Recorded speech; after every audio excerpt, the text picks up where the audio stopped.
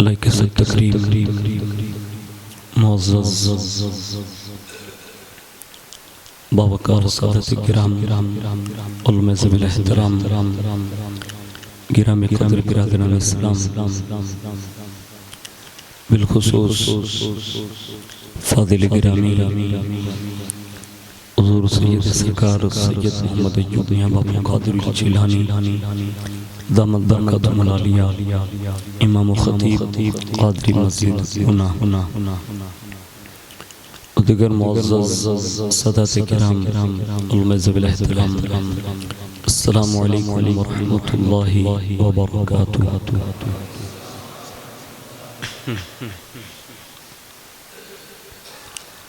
الحمدللہ رب العالمین والعاقبۃ للمتقین والصلاة والسلام علی سید الانبیاء والمرسلین وعلى آلہ واصحابہ وازواجہ وذریاتہ واہل بیتہ وابنہ الغوث الاعظم الجیلانی المعین الملت والدین وشیخ الاسلام والمسلمین اعلی الحضرت الامام احمد رضا وعلى عباد اللہ الصالحین اجمعین، اما بعد فاعوذ باللہ من الشیطان الرجیم، بسم اللہ الرحمن الرحیم۔ یا ایہا الذین آمنوا اتقوا اللہ وکونوا مع الصادقین، صدق اللہ مولانا العظیم وبلغنا رسولہ النبی الامین المختار الکریم ونحن علی ذلک لمن الشاہدین والشاکرین والحمد للہ رب العالمین۔ آئیے سب سے پہلے مذہب اہل سنت والجماعت یعنی کہ مسلک اعلیٰ حضرت کے قدیم دستور کے مطابق ہم سب کے آقا و مولا حضور سراپا نور سیدنا محمد رسول اللہ صلی اللہ تعالیٰ علیہ وآلہ وسلم کی بارگاہ نور میں جی لگا کر درود پاک کی نظریں پیش کر لیں۔ اللہم صلی علی سیدنا مولانا محمد معدن الجود والکرم وعلی آلہ وصحابہ وبارک وسلم۔ نبی اور آل نبی پر ایک بار اور محبت سے جی لگا کر درود شریف پڑھ لیں۔ صلی اللہ علی النبی الامی وآلہ صلی اللہ علیہ وسلم، صلاۃ و سلام علیکہ یا رسول اللہ صلی اللہ علیہ وآلہ وسلم۔ حصول برکت کے لیے پورا مجمع ایک بار اور درود شریف سنا دیں۔ اللہم صلی وسلم وبارک علی سیدنا مولانا محمد النبی الامی الحبیب العالی القدر العظیم الجاہ وعلی آلہ وصحابہ وبارک وسلم، صلاۃ و سلام علیکہ یا رسول اللہ صلی اللہ علیہ وآلہ وسلم۔ اللہ رب العزت کی توفیق سے اور اس کے پیارے محبوب صلی اللہ علیہ وآلہ وسلم کے صدق طفیل بالخصوص حضور سید سرکار غوثیت مآب رضی اللہ تعالیٰ عنہ کی نگاہ عنایت سے ہم اور آپ سلسل کئی روز سے دربار سید شاہ بابا رحمت اللہ تعالیٰ علیہ جشن غوث اعظم دستگیر رضی اللہ تعالیٰ عنہ منا رہے ہیں۔ اللہ رب العزت ہم سب کا آنا قبول فرمائیں اور اس آنے جانے کو ہم سب کے لیے حج و عمرہ کے لیے آنے جانے کا سبب بنائیں۔ حضور سید سرکار سید نظمی میاں رحمت اللہ تعالیٰ علیہ بارگاہ غوثیت مآب رضی اللہ تعالیٰ عنہ میں اپنا خراج پیش کرتے ہوئے یوں عرض گزار ہیں کہ شاہ بغداد نے جب یہ فرما دیا، شاہ بغداد نے جب یہ فرما دیا، سارے ولیوں کی گردن پہ ہے میرا قدم، شاہ بغداد نے جب یہ فرما دیا سارے ولیوں کی گردن پہ ہے میرا قدم، اولیاء نے کیا سر تسلیم خم، اولیاء نے کیا سر تسلیم خم، ہر طرف شہرائے بندگی ہو گیا، ہر طرف شہرائے بندگی ہو گیا۔ اور آگے بڑھ کر عرض کرتے ہیں کہ سایہ مصطفیٰ شاہ غوث الورا، سایہ مصطفیٰ شاہ غوث الورا، لاکھوں مردہ دلوں کو عطا کی جلا، اور عبد قادر کی قدرت کا اعجاز ہے، جو بھی ان کا ہوا جنتی ہو گیا، جو بھی ان کا ہوا جنتی ہو گیا۔ اور آگے بڑھ کر عرض کرتے ہیں کہ گلشن فاطمہ کا وہ شاداب گل، گلشن فاطمہ کا وہ شاداب گل، وہ مسیحا نفس شاہ عالی نسب، اور کھیل ہی کھیل میں مردے زندہ کیے، کھیل ہی کھیل میں مردے زندہ کیے، قنب ادنی جو حکم قوی ہو گیا، قنب ادنی جو حکم قوی ہو گیا۔ اور عرض کرتے ہیں کہ قادریت پہ نظمی تجھے ناز ہے، تیری برکاتیت کا یہ انداز ہے، قادریت پہ نظمی تجھے ناز ہے، تیری برکاتیت کا یہ انداز ہے، نعت اور منقبت کا یہ اعجاز ہے کہ تو سراسر قلم کا دھنی ہو گیا، کہ تو سراسر قلم کا دھنی ہو گیا۔ ایک بار بڑی محبت کے ساتھ درود شریف پیش کر لیں، اللہم صلی علی سیدنا مولانا محمد معدن الجود والکرم وعلی آلہ واصحابہ وبارک وسلم، صلاۃ و سلام علیک یا رسول اللہ صلی اللہ تعالی علیہ وآلہ وسلم۔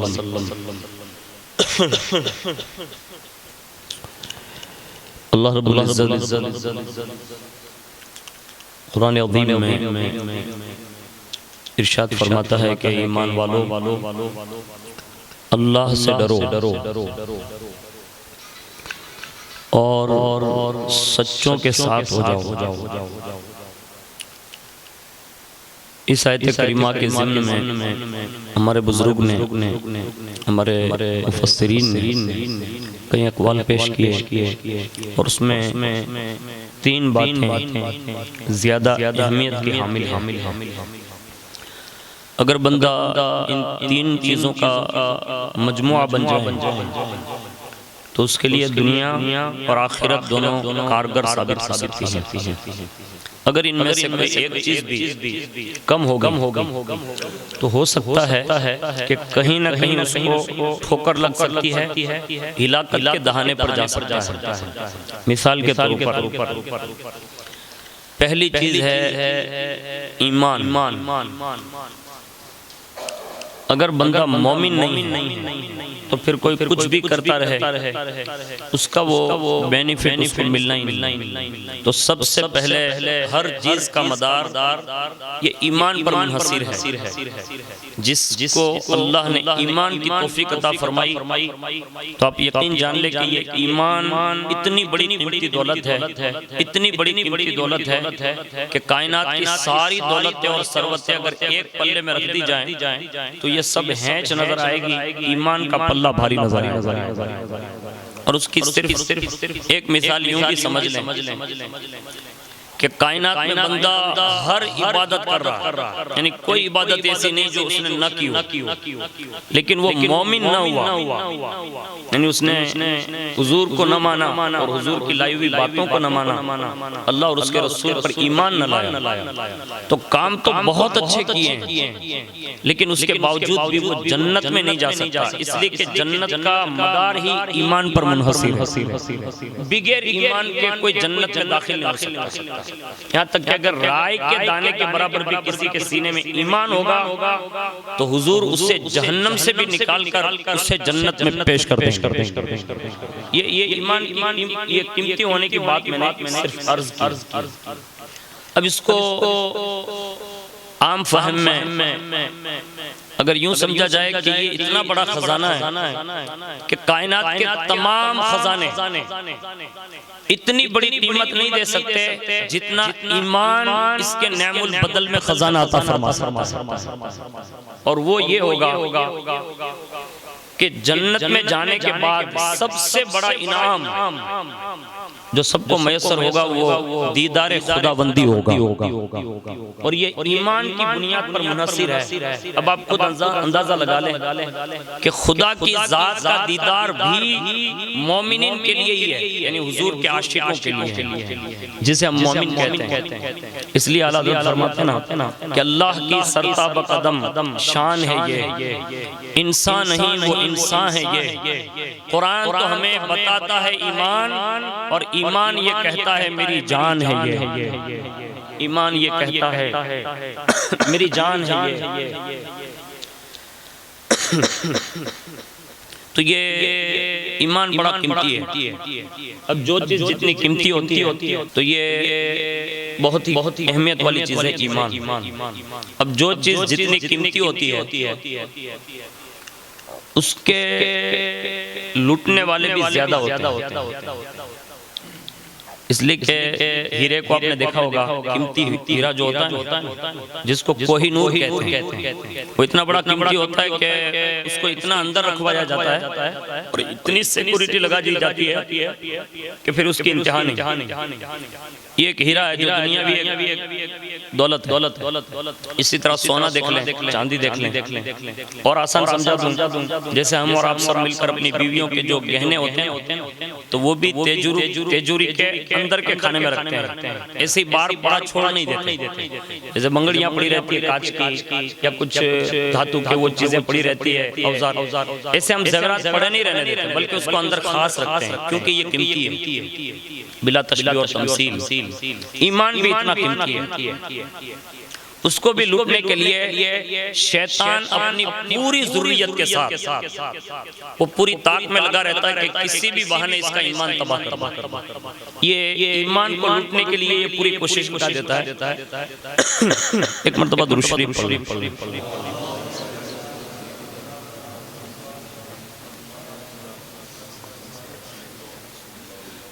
تو یہ پوری کوشش کرتا ہے اور کوشش کے بعد اس کی انتہا یہ ہوتی ہے کہ وہ قبر تک جاتا ہے، یعنی بندے کا ایمان جب تباہ کرنے کے لیے وہ دوڑتا ہے تو زندگی کی سانسیں پوری ہونے کے بعد جب بندے کو قبر میں اتار دیا جاتا ہے تو وہاں بھی وہ پہنچ جاتا ہے، یعنی آخری مرحلے میں بھی وہ کوشش کرتا ہے۔ یہ ایمان کو چھیننے کے لیے اس کی جد و جہد ہوتی ہے، یعنی کوشش کرتا ہے۔ دوسرا یہ ایمان اگر کسی کے پاس ہے اور اس نے تقوی اختیار کر لیا تو یہ بھی بہت بڑی دولت ہے۔ اب تقوی کیا ہے؟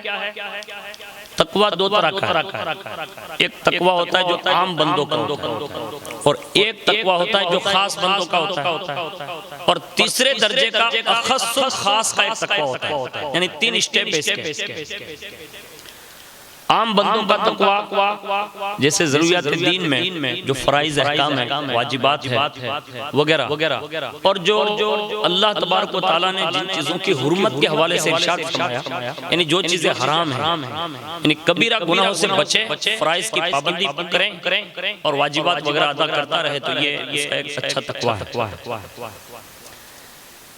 اس کے سوا خاص لوگوں کا تقوی یہ ہے کہ وہ کبائر سے بھی بچتے ہیں، یعنی کبیرہ گناہوں سے بھی بچتے ہیں، فرائض کی پابندی بھی کرتے ہیں، واجبات کی پابندی بھی کرتے ہیں، ساتھ میں مکروہ تحریمی، مکروہ تنزیہی، حد تو یہ ہے کہ اگر خلاف اولا یا مباح چیز بھی ہوتی ہے نا تو اس سے بھی وہ شبہ والی چیز سے بھی بچ کر نکل جاتے ہیں، یعنی اس حد تک اللہ نے انہیں محتاط بنایا ہوتا ہے اور وہ تقوی کی اس منزل پر فائز ہوتے ہیں۔ اسی طرح جو اخص الخاص ہوتے ہیں ان کو تو صرف رب کی رضا جوئی کے لیے وہ سارے کام کرتے ہیں اور اس کام میں انہیں اگر بال برابر بھی صرف شبہ کی شین کے نقطوں کے برابر بھی کوئی خیال آ جاتا ہے نا تو پھر وہ اپنی زندگی لٹا کر بھی اس شبہ والی چیز کو نکالنے کے لیے تیار ہو جاتے ہیں۔ اب اس کی مثالیں سینکڑوں دی جا سکتی ہے کہ متقی کس کو کہتے ہیں۔ عام فہم میں اس کو سمجھ لیں کہ تمام تر گناہوں سے اپنے آپ کو بچا لینا یہ سب سے بڑا تقویٰ ہے۔ اگر بندہ ہر گناہ سے بچ رہا ہے، کوشش کریں اس پر، اور وہ جد و جہد کر کے اگر نفس پر وہ خود غالب آ جائیں اور نفس کو وہ مات دے دیں تو اس سے بڑا متقی کوئی نہیں ہو سکتا۔ سیدنا صدیق اکبر رضی اللہ تعالیٰ عنہ کے بارے میں مشہور ہے کہ ایک بندے نے کوئی چیز آپ کو لا کر دی، یعنی غالباً دودھ یا کوئی شہد وغیرہ، تو آپ نے وہ نوش فرما لیا، اور جیسے بھی نوش کیا تو اب بھی وہ نوش کرنے کے ساتھ ہی اس لانے والے نے کہا حضور پہلے جب بھی کبھی میں کوئی چیز لاتا تھا نا تو آپ پہلے پوچھتے تھے کہ یہ کہاں سے لایا، کس کے پاس سے لایا، حلال ہے حرام ہے، یعنی سارے سوالات کے بعد آپ نوش فرماتے یا کھانا کھاتے۔ آج آپ نے کچھ پوچھا نہیں، اور جب سیدنا صدیق اکبر نے پوچھ لیا کہ بتاؤ، اب اس نے اپنی بات بتا دی۔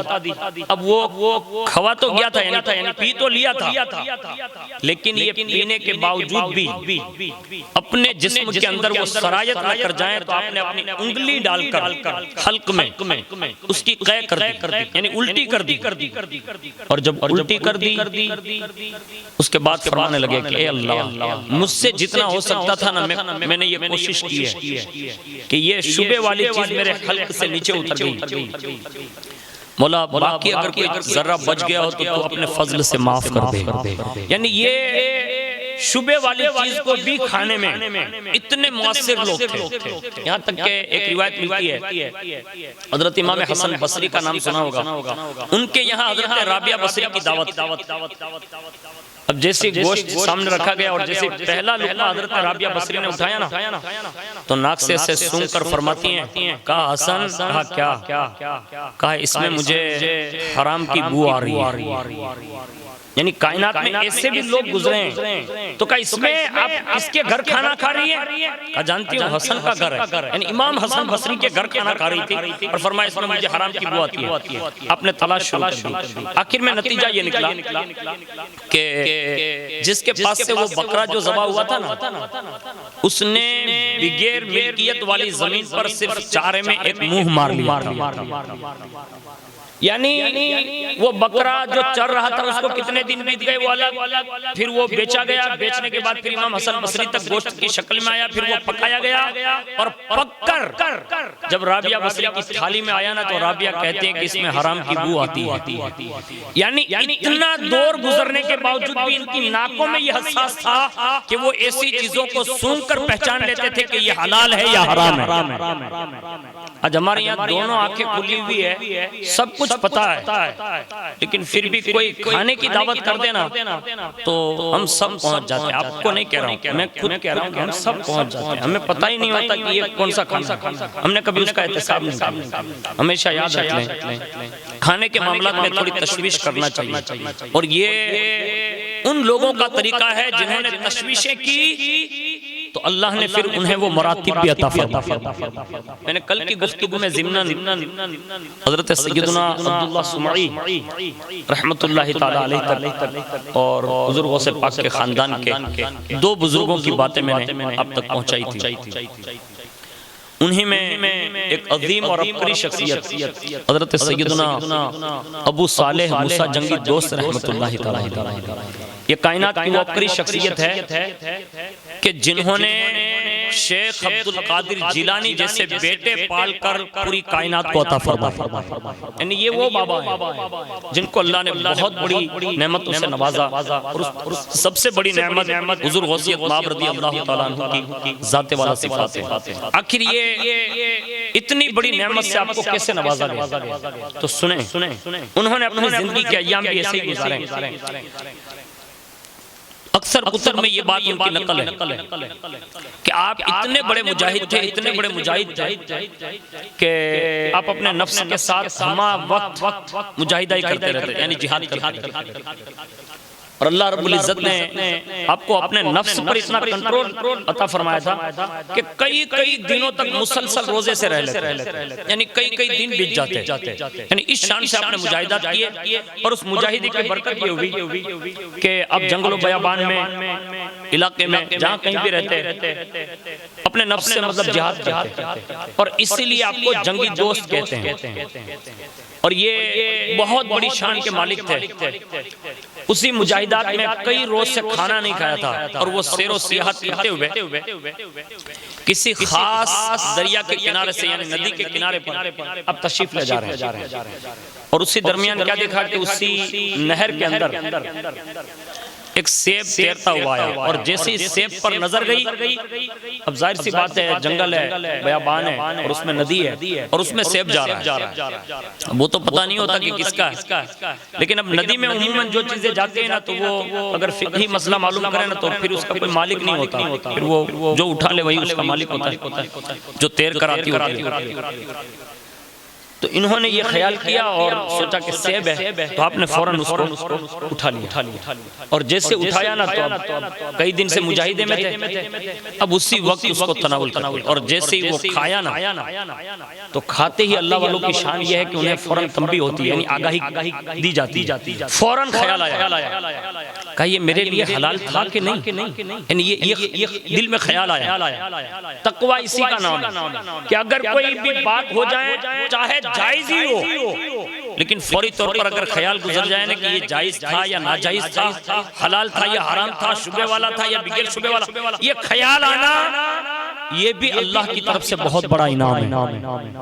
ورنہ لوگ آج اللہ ماشاءاللہ ہزاروں کروڑوں روپے کے لوگ جائیدادیں ہضم کر جاتے ہیں، انہیں ڈکار تک نہیں آتی، اور لوگ یہ سمجھ رہے ہوتے ہیں کہ ہمیں کون پوچھنے والا ہے۔ میرے یار، کسی کا ایک دانہ اگر کسی نے دبا لیا ہوگا، ایک دانہ تو کم و بیش 70 مقبول نمازیں سب کے سامنے پیش کرنی پڑے گی۔ ایک روپیہ اگر کسی کا دبا لیا نا، تو 70 با جماعت مقبول نمازیں دینی پڑے گی۔ اب آپ اندازہ لگائیں، آج لوگ تو یوں سمجھ رہے ہیں کہ ہمیں کوئی پوچھنے والا نہیں ہے، لیکن وہاں قیامت کے دن پرشش کا عالم یہ ہوگا کہ یہ چونٹیاں یعنی کیڑیاں جو ایک دوسرے کی لائن میں ادھر ادھر دوڑ رہی ہوتی نا، اس میں اگر ایک کیڑی دوسری کیڑی یعنی چونٹی کے اوپر دوسری چونٹی گزر گئی تو اللہ اس سے بھی انصاف دلوائے گا۔ ایک بکری جس کے سینگ نہیں اور ایک بکری جس کے سینگ ہے، اگر اس نے دھکا مار دیا ہوگا نا، تو اللہ اس سینگ والی بکری سے کہے گا، کہا تو نے اس کو سینگ مارا تھا نا، اب میں اس کو سینگ دیتا ہوں تاکہ یہ بغیر سینگ والی آج بدلہ لے لے۔ یعنی اس حد تک وہاں انصاف ہوگا۔ اور یہاں تک ایک جملہ بہت ہی مشہور ہے کہ اگر کسی نے کسی کی دیوار سے ایسے چونا یا دیوار کی مٹی ایسے کھرچی ہوگی نا، اور اس کے ناخن میں جو دیوار کی مٹی رہ گئی ہوگی نا، تو اللہ اس کے بارے میں بھی سوال پوچھ سکتا۔ اور حدیث شریف میں اس کا ذکر ہے، ایک دوست کے یہاں بیٹھنے گیا ہوگا، یہ قیامت کے منظر حضور نے پیش کیا کہ جب اس کا حساب کتاب ہوگا، نیکیاں تو بہت زیادہ ہوگی، لیکن ایک بات پر اسے پکڑ لیا جائے گا، اور وہ بات کیا تھی؟ وہ اپنے دوست کے یہاں بیٹھنے گیا، اور بیٹھے بیٹھے بغیر دوست کی اجازت سے جو کھلال تھا نا، اس کو اس نے اٹھا لیا، اور اٹھا کے اس نے اپنے دانتوں میں کھلا بس۔ یعنی ایسی باتوں پر بھی اللہ چاہے تو پکڑ کر سکتا ہے۔ یہ احادیث ہے، اور یہ ہمارے بزرگوں کی یہ باتیں ہیں۔ اور جیسے وہ سیب اندر گیا نا، تو خیال آیا، اب خیال آیا تو خیال کا تو مطلب تبادلہ کرنا ہی تھا۔ اب اوپر کی جانب بڑھنے لگے جہاں سے سیب آیا تھا، اوپر گئے، یہاں تک کہ ایک وقت وہ آیا کہ دیکھا کہ کچھ سیبوں کے جو جھاڑ تھے نا، درخت، وہ ندی میں جھکے ہوئے تھے، تو صرف گمان یہ کیا، غالب گمان یہ ہوا ہو نہ ہو یہی وہ باغ ہوگا جس کے اندر سے یہ سیب گرا ہوگا بس۔ آج ہمارے یہاں ریکڑی پر بندہ کھڑا رہتا ہے نا، تو 10-15 تو ایسے ہی پہلے کھا لیتا بغیر پوچھے، میٹھو جگہ کھاٹو جن، کھارو جگہ موڑو جے، وہ اتنا کھا لینے کے بعد کہتا بھاؤ بہت ہے، اس کو خریدنا کچھ نہیں تھا، خالی کھانے کے لیے گیا تھا۔ سب ایسے نہیں ہوتے، لیکن تھوڑا محتاط رہیں۔ یہ چیزیں جو ہے نا، ہم یہ سمجھتے ہیں کہ اس کا جواب نہیں دینا پڑے گا۔ بہت ساری چیزیں ایسی ہیں کہ جس کو ہم سمجھ نہیں پا رہے ہیں۔ دنیا اتنی دور تک پہنچ گئی ہے، ہم دنیا کے اندر کھو گئے ہیں، ورنہ جن لوگوں نے حقیقی معنوں میں دین سکھا نا، انہوں نے چھوٹی چھوٹی معاملات میں بھی اللہ کی پکڑ سے خوف زدہ ہو کر راتیں گزار. اب یہ کوئی عام بندے تو ہے نہیں. میں نے کل آبا و اجداد کے نام لیے، یہ انہی کے بیٹے ہیں، لیکن اتنی بڑی شان کے مالک ہونے کے باوجود بھی باغ میں اندر گئے، اور جیسے اندر دیکھا نا تو ایک سہانا باغ ہے، بہت بڑا باغ ہے، اور باغ کے اندر تلاش کرنے لگے کہ رکھوالی کرنے والے بھی کوئی مالک بھی ہوں گے. اور جیسے اندر گئے تو کیا دیکھا کہ حضرت عبداللہ سمعی درختوں کو پانی پلا رہے ہیں. اور جیسے ہی ان کو دیکھا نا تو بڑے خوش ہوئے، نظر سے نظر ملی، سلام کلام ہوا، ملاقات ہوئی. حضرت عبداللہ سمعی تو پہلے ہی بہت بڑے مرتبے پر فائز تھے. ایک نظر دیکھی نا تو چہرہ دیکھ کے پہچان گئے، ہو نہ یہ بندہ کوئی خاص خاندان سے تعلق رکھتا ہے، یعنی ان کی نورانیت، ان کا آنا اس شان سے ہو نہ ہو یہ کوئی خاص ہیں. قریب گئے، سلام کلام کے بعد عریضہ پیش کیا، کہا حضور یہ باغ آپ کا ہے؟ کہا ہاں. کہا کہ ایک چیز کی معافی کے لیے حاضر ہوں. کہا کیا؟ کہا آپ کے باغ کا میں نے آپ کی اجازت کے بنا ایک سیب میں نے تناول کر لیا، یعنی کھا لیا، اور میں اس کی معافی کے لیے یہاں حاضر ہوں. جب یہ سنا نا تو دل کے دروازے دریچے جو عبداللہ سمعی کے تھے وہ اور کھل گئے، کیونکہ انہیں کسی اور چیز کی تلاش تھی. وہ جس چیز کی تلاش میں تھے نا تو ان کو وہ چیزیں نظر آنے لگی. تھوڑی دیر خیال کرنے لگے، کہا ایک معمولی سیب اگر ندی میں تیرتا ہوا اگر اس سے ملا ہے اور اس نے تناول کر لیا ہے، اور اتنی دور سے یہ اگر ایک معافی کے لیے یہاں تک سفر کر سکتا ہے تو اس کا مطلب اس کا مستقبل بہت بڑا تابناک ہو سکتا ہے. یہ ساری چیزیں انہوں نے اسی وقت سوچنا شروع کر دی. اب سوچنے کے بعد جواب بھی دیا تو کتنا پیارا دیا. کھایا تھا ایک سے، لیکن ان کو اپنی تربیت میں رکھنا تھا نا. حالانکہ وہ مجاہدے پر بہت بڑے فائز تھے، حضرت ابو سالم اس کا جنگی دوست، لیکن انہیں اپنی بارگاہ میں رکھنا تھا. تو سیب کے معمولی معاوضے میں کہا ایک شرط پر معافی مل سکتی ہے. کہا کیا؟ کہا 12 سال تک میرے باغ کی رکھوالی کرنا پڑے گا. اب یہ 12 سال ہم بولنے میں آسانی سمجھتے ہیں، ابھی ہم سے لاک ڈاؤن کے 11 مہینے نہیں نکل رہے ہیں. یعنی بڑا حال خراب ہے نا. اب 12 مہینے کسی کے باغ کی رکھوالی، یہ 12 سال، یہ کوئی عام بات تو نہیں ہے نا. ہم سے 8 مہینے نہیں نکل پا رہے ہیں، یہ 12 مہینے نہیں نکل پا رہے. ان کے یہاں سالوں کی تعداد ہے، لیکن پھر بھی کیا حساس لوگ تھے. اسی وقت دل میں خیال آیا، کہا 12 سال نکل جائیں گے، وقت ہی تو ہے، لیکن سیب کا معاوضہ قیامت کے دن پوچھا تو نہیں جائے گا. یعنی اللہ کی بارگاہ میں یہ پرسش تو نہیں ہوگی نا. یہ خیال کیا اور یس کر دیا. کہا ٹھیک ہے حضور، آپ جیسا حکم فرمائیں. کہا حضور پھر تو معاف ہو جائے گا نا. پھر بھی کہا کہا نہیں، پہلے 12 سال یہ مکمل کر لو، بعد میں دیکھیں گے. اب یہ رکھوالی کر رہے ہیں اور حضرت عبداللہ سمعی کڑی نظر رکھ رہے ہیں ان پر. اللہ، وہ کتنے مرد قلندر رہے ہوں گے جنہوں نے ایک سیب کی معافی کے لیے 12 سال تک باغ میں کام کیا. اب 12 سال جب بیت گئے نا، اس 12 سال کے بعد راوی نے لکھا ہے کہ سلام کے لیے حاضر ہوئے حضرت عبداللہ سمعی کے پاس اور کہا حضور اب تو کافی سال بیت گئے، یعنی 12 سال جو آپ نے کہے تھے وہ تو بیت گئے، اب معافی مل جائے گی. تو کہا ایک کام اور کرنا پڑے گا. اب جیسے سنا نا کہ یہ کام کون سا ہوگا، تو اسی وقت اب زبان سے کہا کہ آپ جو حکم فرمائیں، لیکن معافی مل جائے گی نا. کہا ہاں. اس وقت یہ کہا کہ میری کم و بیش 48 سالہ ایک بیٹی ہے. کتنی سالہ؟ کنہوں نے کہا؟ حضرت عبداللہ سمعی نے. 48 سالہ میری ایک بیٹی ہے، لیکن وہ بڑی معذور ہے. کہا کیا مطلب؟ کہا وہ آنکھوں سے اندھی ہے، زبان سے گونگی ہے، کانوں سے بہری ہے، ہاتھوں سے لنجی ہے، پیروں سے لنگڑی ہے. اس سے تمہیں نکاح کرنا پڑا. اب یہ زندگی بہت مختصر ہوتی ہے، لیکن زندگی کا یہ ہم سفر، اور وہ بھی ایسا اور اس سال میں وہ بھی معذور، لیکن جس کا تقوی مضبوط ہوتا ہے نا تو پھر وہ 48 سال اور پھر اپنی زندگی کا مستقبل نہیں دیکھتے. انہیں تو معلوم ہے یہ چند سالہ زندگی جو یہاں 70 یا 80 سال میں گزر جائے گی، لیکن اگر معافی مل گئی نا تو 50,000 سال کا قیامت کا دن آسانی سے بیت جائے گا. یعنی انہیں وہ دن کی یاد آتی تھی، اس لیے یہ چیزیں ان کو کوئی معنی نہیں رکھتی تھی۔ اسی وقت کہا ٹھیک ہے میں تمہاری بیٹی سے نکاح کے لیے بھی تیار ہوں، لیکن معافی کا ایک شرط اور ہے۔ کہا کیا؟ کہا یہاں میرے پاس جب تک میں کہوں نا تب تک آپ یہاں رکیں گے، یعنی میرے ساتھ رکیں گے۔ کہا ٹھیک ہے جیسا آپ کا حکم ہوگا۔ اسی پر یہ معاملہ طے ہو۔ اب جب معاملہ طے ہوا تو آپ کی نکاح ہوئی، اور آپ کی نکاح کے بعد مورخین نے یہ لکھا ہے، میرے پاس ایک کتاب موجود ہے، اس میں لکھا ہے کہ جب حضرت سیدنا ابو صالح موسیٰ جنگی دوست اپنے حجرے میں گئے نا تو حجرہ عروسی میں ایک حسین اور جمیل خاتون کو دیکھا، صحیح اور سالم کو دیکھا نا تو واپس پلٹ۔ اور ایک راوی نے لکھا ہے کہ پوری رات حضرت سیدنا ابو صالح موسیٰ جنگی نے دروازے پر بیٹھ کر گزار صرف اس خوف سے کہ مجھے تو حضرت عبداللہ سمعی نے یہ کہا تھا کہ وہ آنکھوں سے اندھی ہے، کانوں سے بہری ہے، زبان سے گونگی ہے، ہاتھوں سے لنجی ہے، یعنی یہ سارے اوصاف بیان کیے تھے اور یہ تو بالکل صحیح سالم ہے، باہر یعنی یہ ان کا تقویٰ تھا۔ اس کے بعد اللہ رب العزت نے اپنی شان جب حضرت عبداللہ سمعی سے ان کی ملاقات ہوئی نا تو بات چیت ہوئی، اور جب بات چیت ہوئی نا تو انہوں نے یہ عرضی رکھی، اور عرضی یہ کی کہ آپ نے جو اوصاف بیان کیے تھے نا ایسی عورت تو میرے گھر میں نہیں ہے۔ تو آپ نے فرمایا ابو صالح تم نے میری اوصاف کی تشریح نہیں پوچھی، صرف باتیں سن لی جو میں نے صفت اپنی بیٹی کی بیان کی تھی۔ کہا ہاں، کہا اب سنو میری بیٹی کے جو یہ بات یہ عذر میں نے پیش کیے تھے نا کہ میری بیٹی معذور ہے، اس سے مراد یہ نہیں تھا جو تم نے سمجھ رکھا ہے۔ کہا مطلب؟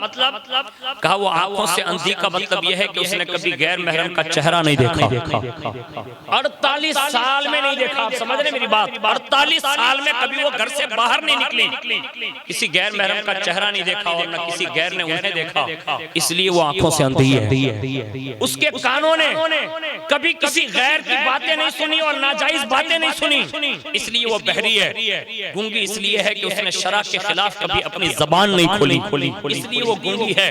ہاتھوں سے لنجی کا مطلب یہ ہے کہ خلاف شرع کبھی اس نے کام نہیں کیا، اور وہ پیروں سے لنگڑی ہونے کا مطلب یہ ہے کہ جہاں جانے کی شرع نے اجازت دی وہاں تک ہی گئی ہے، اس سے زیادہ آگے میری بیٹی کبھی نہیں گئی۔ یہ سارے اوصاف یہ کن کے اوصاف ہے؟ جن کی گود سے شیخ عبد القادر جیلانی پیدا ہونے والے۔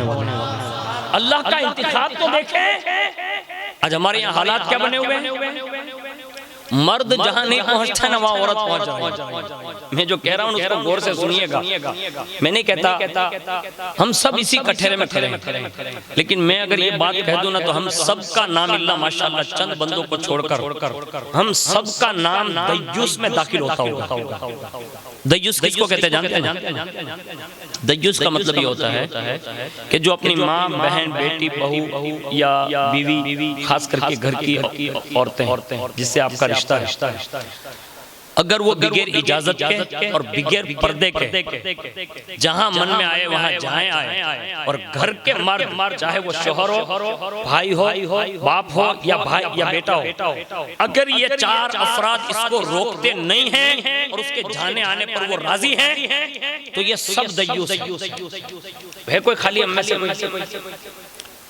بڑا مشکل ہے، اور حدیث پاک میں ہے کہ ایک عورت 4 بندوں کو جہنم میں کھینچ کر لے جائے۔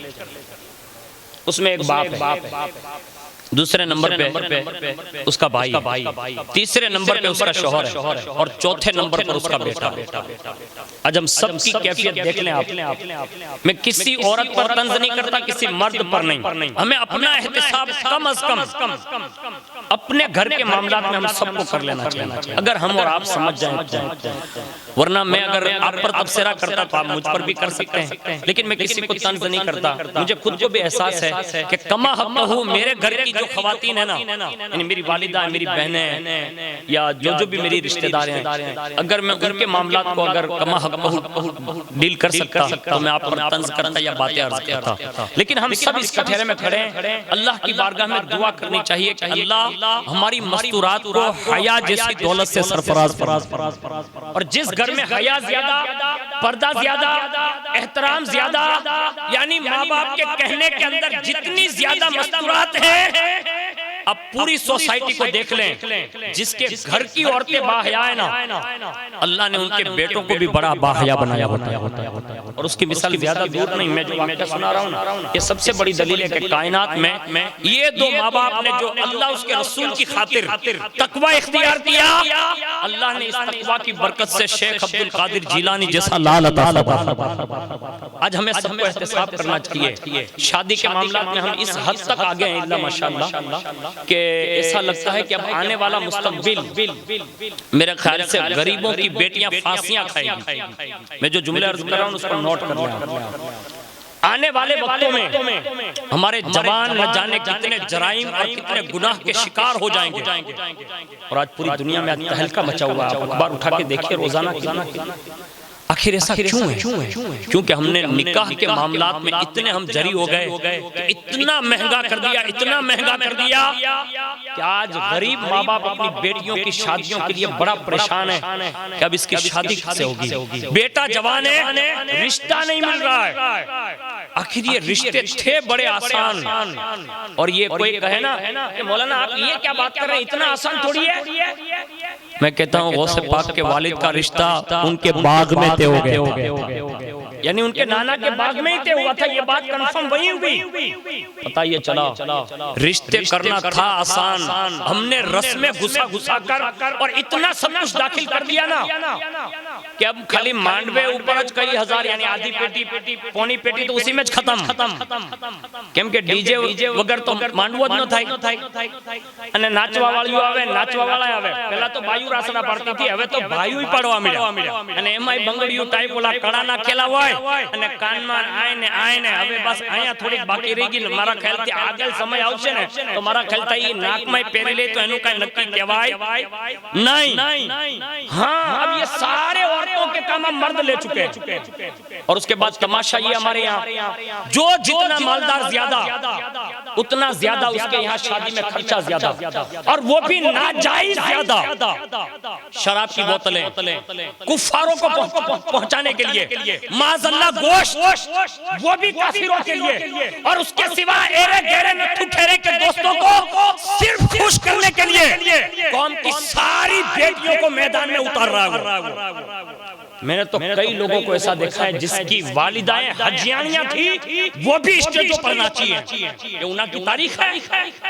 मैं कहता हूं जो बेटा अपने माँ बाप को भी हज पढ़वाने के बाद भी अपनी शादियों के मौके पर नचवाए, फिर उस बच्चों के पत्ते ही गुल कर दिए जाते हैं।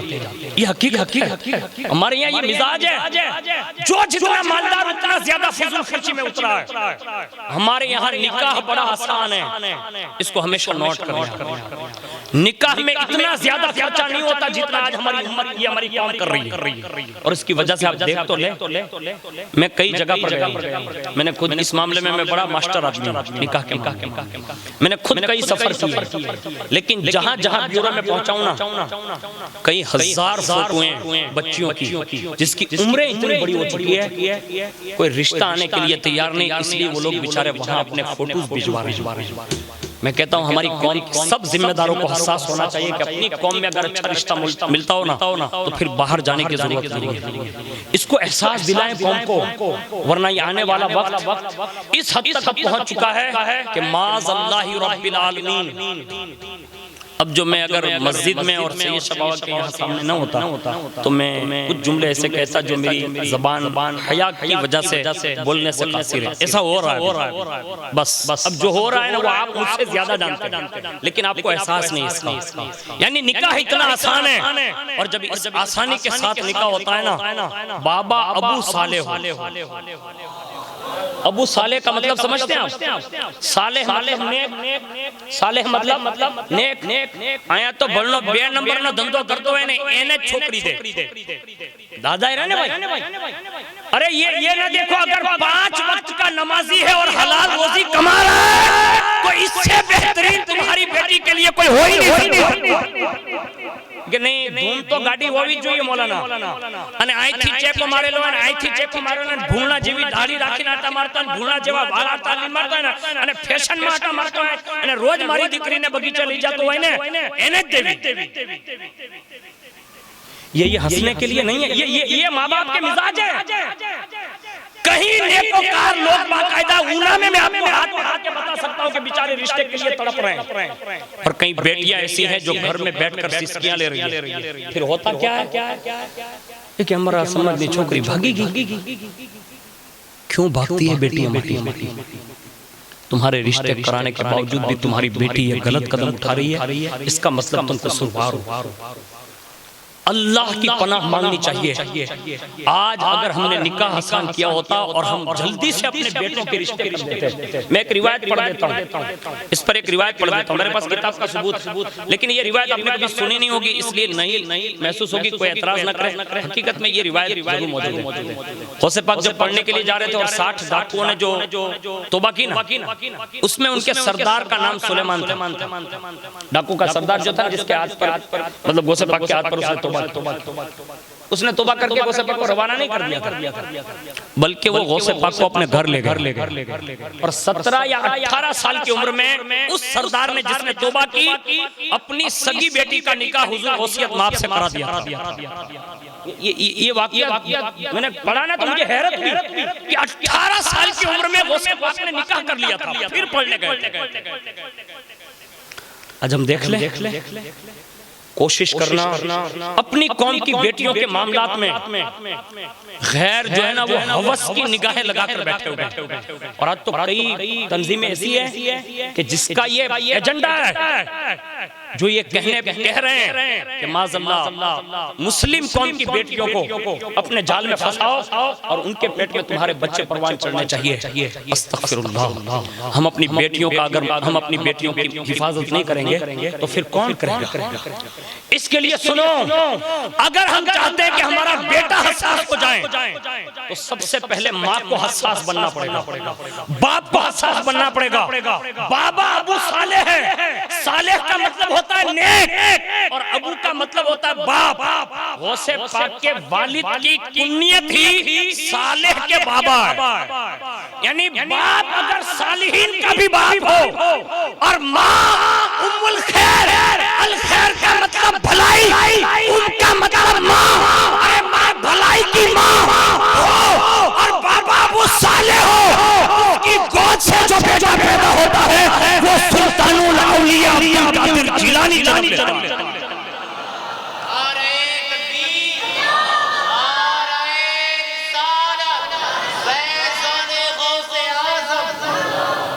آج ہمارے یہاں حال یہ ہے کہ باپ بھی نمازی نہیں، ماں بھی نمازی نہیں، اور خواب کیا دیکھ رہے ہیں معلوم ہے کہ میرا بیٹا بھی جنید بغدادی جیسا بنے. ایسے نہیں ہوتا یار، بڑا مشکل ہے. اس میں نے 5 چیزوں کو دیکھا کم و بیش. 5 چیزیں اگر کسی کو میسر آ جائے نا تو یہ چیزیں بڑی آسان ہیں. یا تو ماں باپ نیک ہو، یا ماں باپ جس استاد کے حوالے کر دیں، یعنی سر کے حوالے کر دیں، وہ کم از کم نیک ہو جس کی تربیت کر رہا ہو. یا کم از کم جب وہ بڑا ہو کر کسی پیر کی سنگت اختیار کر لیں اور وہ نیکوکار ہو.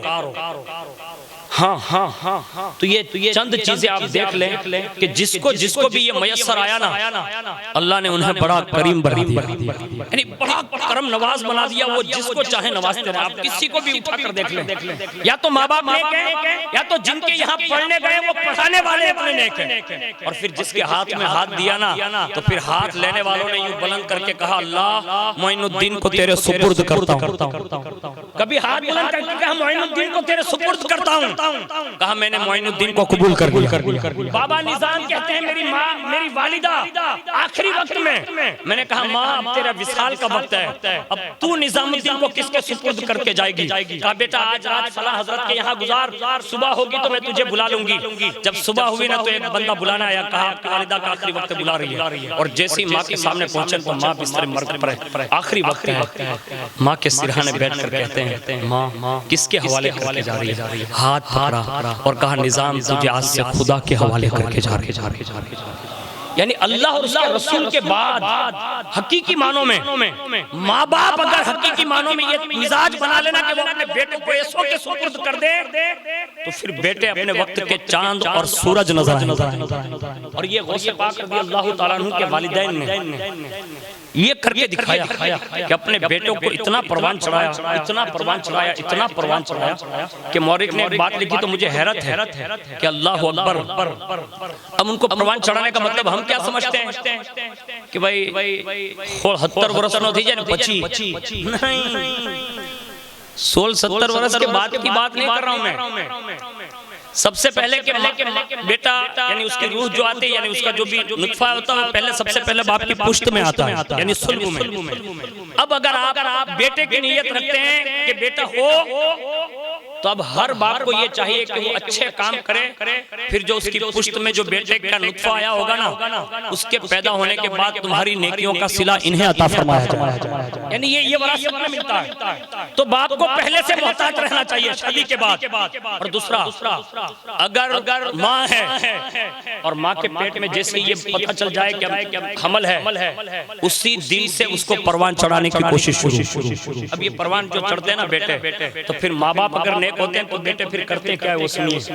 غوث پاک کی والدہ بیان فرماتی ہے کہ جب شیخ عبد القادر جیلانی میرے پیٹ میں تشریف لے آئے نا، تو میں اکثر سنا کرتی تھی کہ جیسے کوئی اللہ کا ذکر کر رہا ہے، اور میں آگے پیچھے دائیں بائیں دکھتی نا تو مجھے غیب سے آواز آتی، کہا ام الخیر فاطمہ ادھر ادھر نہ دیکھا کرے، یہ میرا محبوب بندہ مجھے تمہارے پیٹ میں یاد کر رہا ہے۔ یعنی اس شان سے حضور وصیت مآب رضی اللہ تعالیٰ عنہ نے ماں کے پیٹ میں ذکر کیا۔ آپ کی والدہ آپ کے ولادت کے وہ ایام جو حمل کے ایام ہیں اس کے بارے میں فرماتی ہیں کہ مجھے ایک مرتبہ جو ہے باغ میں جانا ہوا، اور جیسے میں باغ میں گئی اور سیب کے درخت کو لے کے توڑنے لگی، قریب تھا کہ میں سیب توڑ لیتی، یعنی بالکل ہاتھ قریب تھا اور میں اونچائی پر وہاں چڑھ چکی تھی، لیکن آپ فرماتی ہیں کہ اسی وقت مجھے درد محسوس ہوا، اور درد ہوتے ہی میں اس چوکی پر سے نیچے تشریف لائے۔ اور اس کے بعد آپ فرماتی ہیں کہ اس شکم میں درد ہونے کی بات جو مجھے اس وقت تو یاد تھی کہ شکم میں درد ہوا، لیکن پتہ نہیں تھا کہ آخر یہ ہوا کیا۔ لیکن غوث پاک کے بارے میں وہ خود فرماتی ہیں کہ جب آپ تشریف لے آئے دنیا میں اور جب ناخن کاٹنے لگے نا غوث پاک کے، تو غوث پاک رضی اللہ تعالیٰ عنہ نے عریضہ پیش کیا، کہا ماں، کہا اسی ناخن کو کاٹ رہی ہے جس ناخن کے ذریعے میں نے آپ کو پیٹ میں تھوڑی سی حرکت دے دی تھی، یعنی تکلیف دے دی تھی، ماں میں معذرت چاہتا ہوں۔ کہا بیٹا وہ کیسے؟ کہا ماں یاد ہے فلاں دن بغیچے میں تھی؟ کہا ہاں۔ کہا اس باغ کے اندر سیب توڑنے کے لیے آپ اپنی سہیلیوں کے ساتھ موجود تھی؟ کہا ہاں۔ کہا نانا کے اس باغ میں جہاں آپ سیب لینے کے لیے ہاتھ بڑھا رہے تھے نا؟ کہا ہاں۔ کہا میں آپ کے پیٹ کے اندر سے دیکھ رہا تھا کہ اس سیب کے پیچھے ایک سانپ بیٹھا ہوا، اور میں نے اسے دیکھ لیا تھا، آپ دیکھ نہیں پا رہی تھی۔ اب میں نے سوچا اگر میں پیٹ میں یہ ناخن نہ چباؤں تو کہیں وہ سانپ آپ کو ڈس نہ لے، اس لیے ماں میں نے یہ ناخن آپ کے پیٹ میں چبو کر آپ کی جان کی حفاظت فرمائی۔ یعنی ماں اگر نیک ہو تو بیٹا ایسے ہی پیٹ میں پروان چڑھتا ہے۔ آگے بیان کرتی ہیں کہ حضور غوث پاک رضی اللہ تعالیٰ عنہ کو اللہ نے یہ بھی قوت عطا فرمائی تھی۔ ماں کے پیٹ میں ایک مرتبہ مانگنے والا دروازے پر آیا، غوث پاک کے دروازے پر، یعنی آپ کی والدہ کے دروازے پر، اور جیسے وہ بندہ آیا تو حضور غوث پاک رضی اللہ تعالیٰ عنہ کی والدہ نے فوراً دروازے کے آڑ سے اسے دے دیا، اور جیسے وہ دینا تھا نا تو دیتے ہی اس مانگنے والے کی ایک نظر آپ کے مبارک ہاتھ پر پڑ گئی، اور جیسے آپ کے مبارک ہاتھ پر نظر پڑی تو اس نے دروازے کی آڑ سے دیکھا کہ گھر میں کوئی نہیں ہے، تنہا تنہا سیدہ ام الخیر فاطمہ ہے۔ تو اس بدبخت سائل نے کوشش یہ کی کہ معاذ اللہ وہ برا ارادہ کر کے اندر قدم بڑھانے لگا، اور آپ فرماتی ہیں آپ کی والدہ کہ جیسے وہ قدم بڑھاتے ہوئے بالکل میرے حجرے کے اندر آ گیا، اور اس نے دیکھا کہ میں بالکل تنہا ہوں، تو میں نے دیوار کی اوٹ لے لی، یعنی میں نے اپنے آپ کو محفوظ کر لیا۔ اور آپ فرماتی ہیں کہ ابھی وہ قدم بڑھا ہی رہا تھا آہستہ آہستہ، اتنے میں نے کیا دیکھا کہ میرے گھر کے صحن کے اندر سے ایک غضبناک شیر آیا، اور اس نے ایک ہی پنجے میں اس بدبخت سائل کو وہی چیر کر پھاڑ کر یعنی والدہ ماجدہ پر یہ بدبخت سائل نے جو ارادہ کیا نا، اسی وقت شیر آیا اور اس نے پھاڑ کر رکھ دیا. آپ نے اللہ کا شکر ادا کیا. اب بظاہر تو شیر ہی تھا، لیکن جب غوث پاک دنیا میں تشریف لے آئے تو ایک دن ماں سے 7 سال کی عمر میں گفتگو کرتے کرتے کہتے ماں کہا آپ کو یاد ہے؟ کہا کیا؟ کہا ایک بار میں نے ایک بار اور آپ کی جان کی حفاظت فرمائی تھی. کہا بیٹا وہ کیسے؟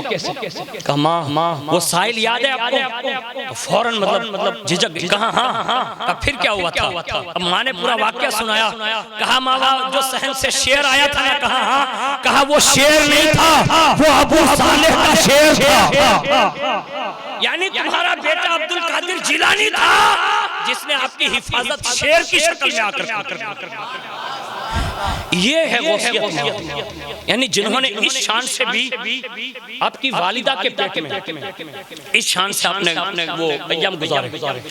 اور دوسری بات یہ ہے کہ اللہ اکبر، روایتوں میں یہ بات ملتی ہے، آپ سن کے شاید حیرت کریں گے کہ جب آپ کی ولادت کا بالکل وقت قریب آنے لگا تو ایک روایت میں لکھا ہے کہ حضور غوث پاک کے والد اور حضرت ام الخیر فاطمہ کے معاملے میں اللہ کے پیارے حبیب صلی اللہ علیہ وسلم نے خود آ کر اپنے شہزادے اور اپنی شہزادی کو بشارت دی، اور بشارت دیتے ہوئے یوں ارشاد فرمایا یا ولدی ابا صالح اعطاک اللہ ابنا صالحا وہو ولدی ومحبوبی ومحبوب اللہ تعالی وسیکون لہ شان عظیم فی الاولیاء والاقطاب کشان بین الانبیاء والمرسلین فی الدنیا والآخرہ.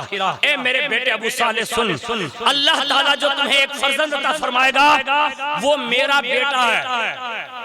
حضور نے فرمایا وہ میرا بیٹا ہے اور میرا بھی اور اللہ کا محبوب بھی ہے، اور عنقریب اولیاء کی لسٹ میں اس کی شان ایسے ہی ہوگی جیسے میں انبیاء کے درمیان ہوں. یعنی ان کا رتبہ اولیاء میں ایسے ہی ہوگا جیسا انبیاء میں میرا رتبہ ہے.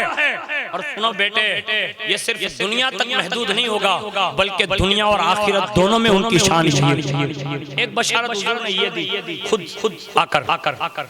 اور حضور کے ساتھ میں کون لوگ تھے؟ راوی نے لکھا ہے اکثر صحابہ کی بڑی جماعت حاضر تھی اور تمام ائمہ اہل بیت حضور کے ساتھ میں، اور سب نے آ کر اور اولیاء کرام کی ایک بہت بڑی جماعت موجود تھی اور ان کی حاضری میں حضور نے یہ بشارت دی. دوسری بشارت سنیے، حضرت ابو صالح موسیٰ جنگی دوست فرماتے ہیں کہ حضور کے ساتھ انبیاء کرام کی جماعت الگ سے آئی اور انہوں نے مجھے بشارت دی انبیاء کرام کی جماعت نے کہ تمام اولیاء میں تمہارے فرزند کا معاملہ یہ ہوگا کہ ہر ولی اپنے اپنے زمانے کا ہو، چاہے بعد میں آنے والا ہو، چاہے پہلے گزر چکا ہو. کہا ہاں. کہا اگر وہ عالم برزخ میں بھی ہو یا عالم ارواح میں یا عالم مشاہدات میں، وہ ولی کہیں بھی رہے گا لیکن وہ تمہارے بیٹے کا فرما بردار ہوگا. یعنی انبیاء نے یہ کہا کہ تمہارا بیٹا وہ ہوگا کہ سب اس کے مطیع اور فرما بردار ہوں گے، اور ہر ولی تمہارے بیٹے کے لیے اپنی گردن کھم کر دیں.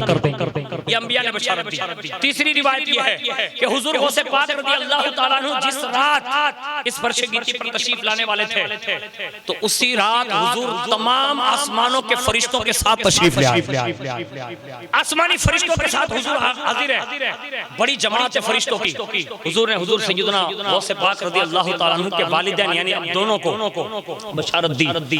فرمایا سنو اولین و آخرین تمہارے فرزند شیخ عبد القادر جیلانی کے حکم کے تحت ہوں گے. ان کا قدم تمام اولیاء کی گردن پر ہوگا اور جو ان کا نافرمان ہوگا وہ اللہ تعالیٰ کی بارگاہ سے نامقبول اور مردود قرار دے دیا. یہ بشارت حضور نے فرشتوں کی جماعت کے ساتھ دی. اور جس رات حضور غوثیت مآب رضی اللہ تعالیٰ عنہ کی ولادت پاک ہوئی تو اللہ نے حضور غوث پاک کی ولادت کی برکت یہ عطا فرمائی کہ پورے شہر جیلان میں جتنے بھی حاملہ عورتیں تھیں اور ان کے یہاں جو ولادتیں ہوئی بچوں کی، تو روایتوں میں لکھا ہے کہ اللہ نے سب کو بیٹے عطا فرمائے اور اس کی تعداد مختلف روایتوں کے تحت آخر میں یہ لکھا ہے کہ کم و بیش 1100 وہ بچے پیدا ہوئے اور غوث پاک کی ولادت کے صدقے میں اللہ نے 1100 کے 1100 کو ولایت عطا فرمائی.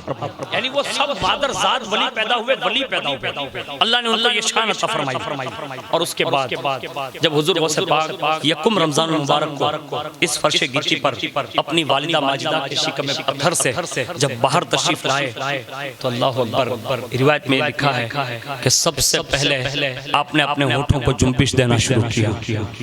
اور اس وقت حضور غوث پاک نے جو لفظ استعمال فرمائے یعنی آتے ہی وہ یہ تھے، اللہ اللہ اللہ اللہ. یعنی غوث پاک نے آ کر سب سے پہلے لفظ اللہ یہ ذکر کیا. اس لیے آپ کا تاریخی نام عاشق ہے. یعنی ابھی دنیا میں آئے ہیں اور تاریخی نام ہی عاشق ہے. اور یہ وہ عشق کا سمندر ہے.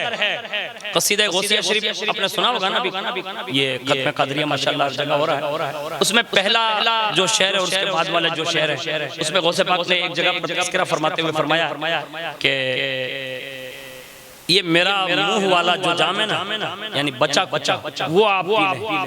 یعنی اقطابوں کو یہ کہا جا رہا، اوتادوں کو یہ کہا جا رہا، بڑے بڑے اولیاء کو. یعنی غوث پاک پی لے اس کے بعد انہیں میسر ہوتا ہے.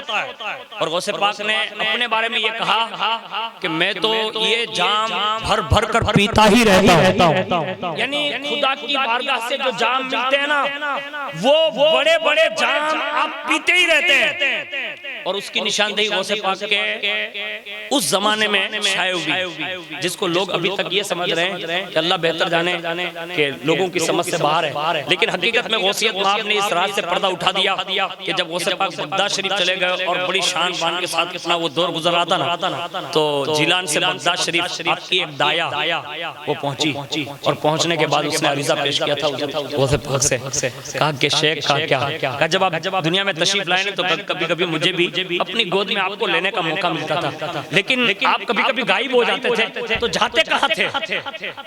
غوث پاک نے فرمایا کہ مائی اس وقت میں بچپنے میں تھا، یعنی دودھ پینے کا زمانہ تھا.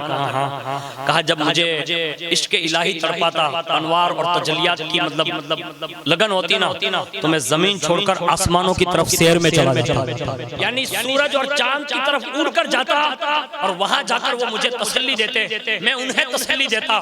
اس شان سے غوث پاک بچپن سے اس بلندی کی جانب جاتے. جب دایا نے یہ سنایا نا، کہا بچپن میں دایا نے سنا کہ بچپن میں یہ حالت تھی تو کہا شیخ ایک بات عرض کروں. کہا کیا؟ کہا اگر آپ اجازت دیں تو میں یہ سوال کروں. کہا فرمائیں. کہا ابھی کیا حال ہے؟ یعنی وہ تو بچپنا تھا جس میں آپ آسمان تک جاتے تھے، چاند اور سورج کے تحت پہنچ جاتے تھے، ابھی کیا حالات ہے؟ اس وقت غوث پاک نے فرمایا مائی اس وقت مجھے وہاں تک جانا پڑتا تھا. کہا اب تیرے عبد القادر کی شان یہ ہے کہ سورج اس وقت تک نکلتا نہیں جب تک کہ میری اجازت نہیں لے لیتا. چاند کسی بھی مہینے کا ہو اس وقت تک نہیں نکلتا جب تک کہ میری بارگاہ میں وہ حاضری نہیں لے لیتا. یہاں تک فرمایا کوئی مہینہ، کوئی ہفتہ، کوئی سال اور کوئی موسم بغیر میری اجازت کے وہ نمودار ہی نہیں ہو سکتا. اور جب وہ میرے پاس آتے ہیں اجازت دیتے ہیں، پھر میں انہیں اجازت دیتا ہوں اور اس کے بعد نمودار ہوتے ہیں. پھر کہا مائی یہ تو چاند و سورج کی بات تو نے سن لی نا. کہا ہاں. کہا انوار الہی کے کچھ تجلیات کی وہ برسات ایسی ہے کہ سینکڑوں دھارے آج شیخ عبد القادر جیلانی کے سینے پر گرتے ہیں، لیکن وہ ساروں کو شوق سے پیتا ہی چلا جاتا ہے. مجھے کبھی بھی یہ بوجھ محسوس نہ ہوئے. یعنی عشق الہی میں اس حد تک اللہ نے آپ کو بلند رتبہ بنایا تھا. اور یہ ساری برکتیں ائمہ اہل بیت سے لے کر پنجتر پاک سے لے کر یہ سلسلہ وار سارا فیضان اللہ نے غوث پاک کو دے کر اس فرش گیتی پر بھیجا. میں نے آج بچپن کے چند واقعات آپ کے سامنے، ولادت سے پہلے کے بھی اور ولادت کے بعد کے بھی چند واقعات آپ کے سامنے عرض کیے. اللہ تعالیٰ سے دعا کریں کہ اللہ تبارک و تعالیٰ حضور غوثیت مآب کے بچپنے کی خیرات اللہ ہم سب کی اولادوں کو نصیب فرمائے. فرمائیں، ہم سب کو بھی نصیب فرمائیں۔ غوث پاک کے والدین کی برکتیں اللہ ہم سب کے والدین کو نصیب فرمائیں، بالخصوص عالم اسلام میں جہاں کہیں بھی سنی صحیح العقیدہ مسلمان حضور غوثیت مآب رضی اللہ تعالیٰ عنہ کے غلام پوچھ رہے ہیں، میرے کریم غوث پاک کے صدقے میں ہم سب کی جان مال عزت آبرو ایمان اور عقیدے کی حفاظت فرما، اور دونوں جہان میں ہم سب کو بھلائی اور سرخ روئی سے مالا مال فرما۔ اے میرے کریم جب دنیا میں رہیں تو قادری کر، قادری رکھ، قادریوں میں اٹھا، قدر عبدالقادر قدرت نما کے واسطے، اور دو جہاں میں خادم آل رسول اللہ کر حضرت آل رسول مقتدیٰ کے واسطے، آمین برحمتک یا ارحم الراحمین۔ السلام علیکم۔